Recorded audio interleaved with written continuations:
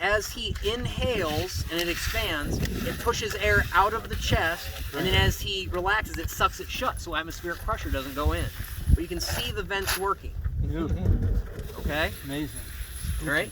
And his respiratory rate is strong. His O2 saturation stops dropping once you got the chest seal on, and it does happen fairly quickly. Okay? This is all that you need to do as a civilian for penetrating chest trauma. Okay? When we are doing this stuff, right? Pick something and start working on it. Okay? If there is massive bleeding going down on there, this is secondary. I've got time for this. I've got at least 6 minutes for this. At least. That guy, I've only got 2 to 3. All right? So, what's important now? Address the massive hemorrhaging. Start working over the rest of the body and look for other injuries.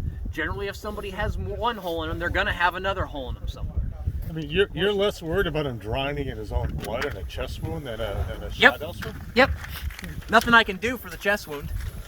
All right, that's going to require me to seal it, and that blood can stay in there until we evacuate it in the hospital. No, I'm talking about before you do anything.